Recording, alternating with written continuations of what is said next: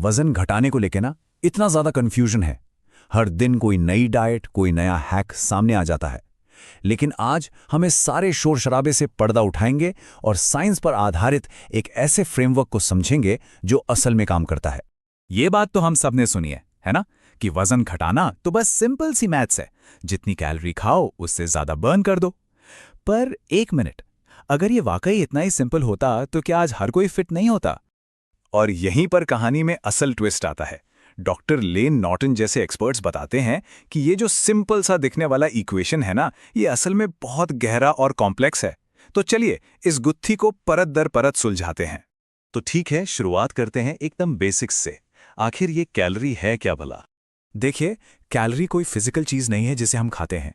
ये तो बस एनर्जी को नापने का एक यूनिट है। हमारा शरीर खाने के केमिकल बॉन्ड्स को तोड़कर इस एनर्जी को निकालता है और इसे अपनी एनर्जी करेंसी यानी एटीपी बनाने में इस्तेमाल करता है। चलने फिरने से लेकर सोचने तक हर काम के लिए यही एटीपी खर्च होता है। अब सुनने में तो बड़ा आसान लगता है कि कितनी कैलोरी खा रहे हैं ये पता करना, बस फूड का लेबल देख लो, है ना? पर मजे की बात यह है कि कहानी का ये आसान वाला हिस्सा भी उतना सीधा है नहीं। पता है, फूड लेबल्स में लीगली 20% तक का एरर मार्जिन हो सकता है। जी हाँ, 20%। मतलब जो 100 कैलोरी का स्नैक लग रहा है वो असल में 80 भी हो सकता है और 120 भी। और जब कोई अपनी डाइट को बिल्कुल बारीकी से ट्रैक कर रहा हो तो ये छोटा मोटा नहीं, बहुत बड़ा डिफरेंस है। तो ये तो हुई कैलोरीज इन की बात। अब आते हैं इक्वेशन के दूसरे साइड पर, कैलोरीज आउट।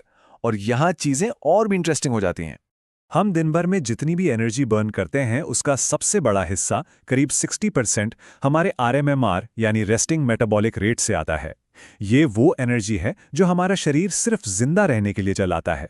मतलब जब हम सोफे पर बैठे हों तब भी।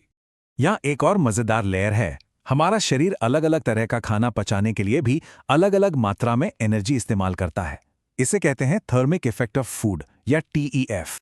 और यहीं पे प्रोटीन अपना जादू दिखाता है। ये चार्ट देखिए। प्रोटीन को डाइजेस्ट करने में शरीर को सबसे ज़्यादा मेहनत करनी पड़ती है। मतलब प्रोटीन से मिली 100 कैलोरी में से 20 से 30 कैलोरी तो उसे पचाने में ही खर्च हो जाती हैं। कार्ब्स और फैट के मुकाबले ये बहुत ज़्यादा है। जब भी कोई कैलोरीज आउट की बात करता है तो दिमाग में क्या आता है? जिम, रनिंग, एक्सरसाइज, है ना? लेकिन ये तो कहानी का बस एक छोटा सा चैप्टर है। एक बहुत बड़ा हीरो तो अक्सर पर्दे के पीछे ही रह जाता है। और वो हीरो है नीट यानी नॉन एक्सरसाइज एक्टिविटी थर्मोजेनेसिस। अरे ये फैंसी नाम से घबराइए मत। ये बस वो सारी छोटी मोटी हरकतें हैं जो हम दिन भर अनजाने में करते हैं।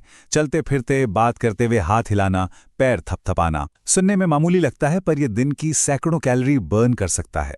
यहाँ सबसे जरूरी बात यह है कि जब कोई डाइट पर जाता है तो हमारा शरीर बहुत स्मार्ट होता है। वो एनर्जी बचाने के लिए अनकॉन्शियसली इस नीड को कम कर देता है। मतलब हम खुद ब खुद कम हिलना डुलना शुरू कर देते हैं। और यही एक बड़ी वजह है कि कई बार प्रोग्रेस स्लो हो जाता है और हमें पता भी नहीं चलता कि गड़बड़ कहाँ है।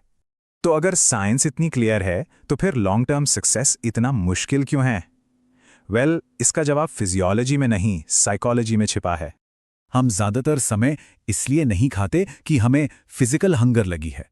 हम खाते हैं क्योंकि हम स्ट्रेस्ड हैं, बोर्ड हैं, दोस्तों के साथ हैं, या बस आदत है रात को टीवी देखते हुए कुछ मंच करना।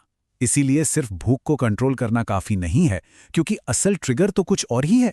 और ये फैक्ट तो दिमाग हिला देगा। हमारा यकीन, हमारी बिलीफ, हमारी फिजियोलॉजी को बदल सकती है। स्टडीज में देखा गया है कि जिन लोगों को ये यकीन दिलाया गया कि वो स्टीरॉइड्स ले रहे हैं, भले वो शुगर पिल्स हों, उनकी स्ट्रेंथ और मसल मास में सच में बढ़ोतरी हुई। विश्वास एक बहुत शक्तिशाली चीज है। ईथन सुप्ले का ये कोट इसे परफेक्टली बयां करता है। वो कहते हैं, मुझे एक नई पहचान बनानी पड़ी। मुझे उस इंसान को मारना पड़ा जो मैं था। मतलब सस्टेनेबल चेंज के लिए सिर्फ आदतें बदलना काफी नहीं है, अपनी आइडेंटिटी को बदलना पड़ता है। ये कोई डाइट नहीं है, ये एक नया इंसान बनने का प्रोसेस है।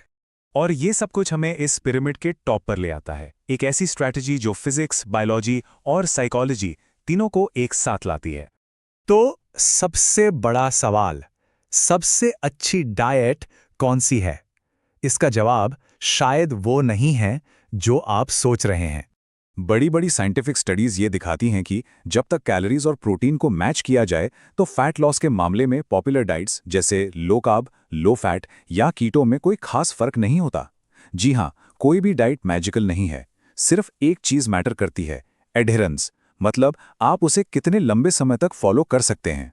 तो निचोड़ ये है, रेस्ट्रिक्शन का कोई एक तरीका चुनना होगा, चाहे वो टाइम बेस्ड हो जैसे इंटरमिटेंट फास्टिंग, या न्यूट्रिएंट बेस्ड जैसे लो कार्ब, या फिर कैलोरी बेस्ड मतलब पोषण कंट्रोल। और फिर खुद से बस एक ही सवाल पूछना है, क्या मैं ये जिंदगी भर कर सकता हूं? वो तरीका चुने जो सबसे कम मुश्किल लगे, जो बोझ ना लगे। तो आखिर में ये पूरी बातचीत हमें इस एक सोच पर लाकर छोड़ती है, एक ऐसी डाइट पर जाने के बारे में सोचने के बजाय जिसे बस कुछ दिन फॉलो करना है। कैसा हो अगर एक ऐसा लाइफस्टाइल बनाया जाए जिसे छोड़ने का कभी मन ही ना करे। शायद असली और परमानेंट चेंज की शुरुआत यहीं से होती है।